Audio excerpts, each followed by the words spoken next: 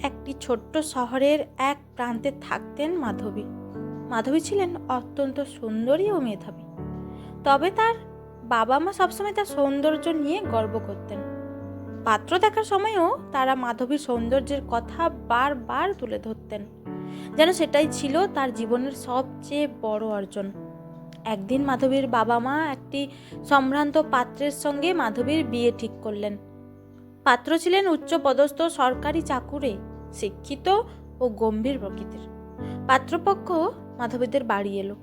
পাত্রীর মা তৎক্ষণাৎ শুরু করলেন মাধবীর সৌন্দর্যের প্রশংসা। তিনি বললেন, আমার মেয়ে কিন্তু এই তল্লাটের সবচেয়ে সুন্দরী। অনেকেই তাকে সোনার গয়না দিয়ে সাজিয়ে নিয়ে যেতে চেয়েছিল, কিন্তু আমি রাজি হইনি। আমার মেয়ে সুন্দরী, শিক্ষিত, উচ্চপদের সরকারি চাকরি ছাড়া আমি তার বিয়েই দেব না।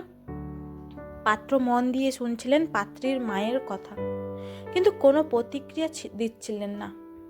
মাধবী যখন ঘরে ঢুকলেন, পাত্রীর বাবা আবারও গর্ব করে বললেন, আমার মেয়েকে দেখে সবাই মুগ্ধ হয়, তার মতো মেয়ে কোথাও পাবেন না। কিছুক্ষণ চুপ করে থাকার পর পাত্র বললেন, আমি মাধবীর মাধ্যমিক থেকে গ্র্যাজুয়েশন পর্যন্ত মার্কশিটগুলো দেখতে চাই। সুন্দরী হওয়াটা যোগ্যতার মধ্যে পড়ে না।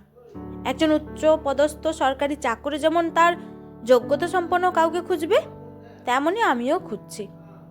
পাত্রের কথা শুনে মাধবীর বাবা মা কিছুটা অপ্রস্তুত হয়ে গেলেন। তার বাবা বললেন, মার্কশিট কি কাজে লাগবে?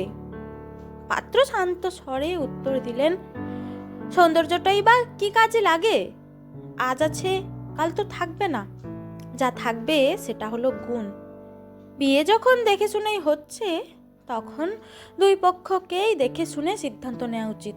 এবার মাধবী নিজেই কথা বললেন, আপনি একদম ঠিক বলেছেন। আমি অনেকবার আবার বাবা মাকে বোঝাতে চেয়েছি যে আমি নিজের পায়ে দাঁড়িয়ে আমার যোগ্যতা সম্পন্ন কাউকেই বিয়ে করতে চাই। সৌন্দর্য আমার নিজের অর্জন নয়, আর আমার রেজাল্টও একদম ভালো না। তাই আমি আপনাকে বিয়ে করতে পারবো না, কারণ আমি আপনার উপযুক্ত নই। এই কথাগুলো শুনে পাত্রের মুখে এক চিলতে হাসি ফুটে উঠল।